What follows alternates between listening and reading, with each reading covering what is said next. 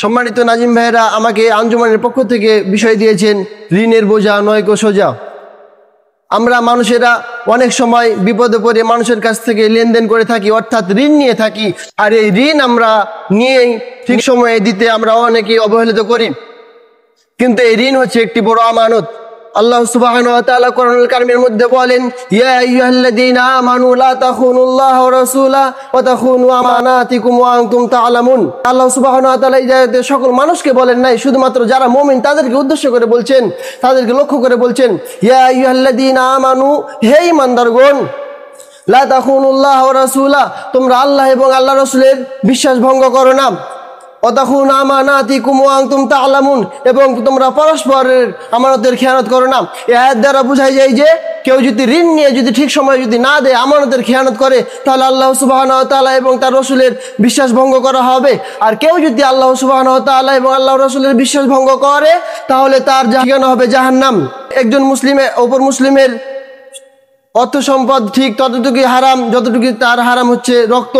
রাসূল সাল্লাল্লাহু আলাইহি সাল্লাম হাদিসের মধ্যে বলেছেন, عن أبي هريرة رضي الله عنه قال قال رسول الله صلى الله عليه وسلم نفس المؤمن معلقة بدينه حتى يقضى عنه। আবু হুরায়রা থেকে বর্ণিত, তিনি বলেন রাসূল সাল্লাল্লাহু আলাইহি ওয়াসাল্লাম বলেছেন, ঋণগ্রস্ত ব্যক্তি অন্য দিকে যদি ভালো হয়, তবুও ঋণের কারণে আল্লাহ সুবহানাহু ওয়া তাআলা তার আত্মাকে ঝুলিয়ে রাখবেন, ততক্ষণ পর্যন্ত ঝুলিয়ে রাখবেন যতক্ষণ পর্যন্ত তার পক্ষ থেকে কেউ সে ঋণ পরিশোধ না করবে। এই হাদিস দ্বারা বোঝা যায় যে ঋণগ্রস্ত ব্যক্তি অন্য দিকে ভালো মানে হচ্ছে ঋণগ্রস্ত ব্যক্তি যদি আল্লাহওয়ালা হয়, দিনদার হয়, পরেশগার হয়, 5 ওয়াক্ত সালাত আদায়কারী হয়, রমজান মাসে সিয়াম পালনকারী হয়, যাকাত প্রদানকারী হয়, হজ পালনকারী হয়, তবুও ঋণ থাকার কারণে তাকে আল্লাহ সুবহানাহু ওয়া তাআলা তার আত্মাকে ঝুলিয়ে রাখবেন, ততক্ষণ পর্যন্ত ঝুলিয়ে রাখবেন যতক্ষণ পর্যন্ত তার পক্ষ থেকে কেউ ঋণ পরিশোধ করে না দিবে। অন্য হাদিসে রাসূল সাল্লাল্লাহু আলাইহি সাল্লাম বলেছেন, যারা আল্লাহর রাস্তায় জিহাদ করেছে, যারা জিহাদ করে মারা গেছে এবং জিহাদ করে যারা গাজী হয়েছে, তাদের সকল গুনাহ মাফ করে দিবেন, শুধুমাত্র ঋণের গুনাহ ব্যতীত।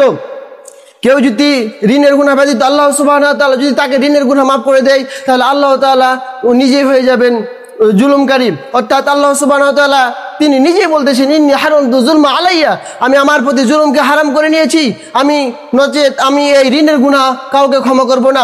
অর্থাৎ আমরা বুঝতে পারি যে এই ঋণ হচ্ছে একটি বড় মারাত্মক পাপ। আল্লাহ সুবহানাহু ওয়া তাআলা আমাদেরকে ঋণ থেকে যেন বাঁচার তৌফিক দান করেন। আমরা কারো কাছ থেকে বিপদে পড়ে যদি কোনো কর্জা হাসানা নিই, অর্থাৎ ঋণ নিই, তাহলে আমরা আল্লাহ সুবহানাহু ওয়া তাআলা আমাদেরকে যেন ঠিক সময়ে সেটা পৌঁছে দেওয়ার তৌফিক দান করেন। আল্লাহুম্মা আমিন। আসসালামু আলাইকুম ওয়া রাহমাতুল্লাহি ওয়া বারাকাতুহু।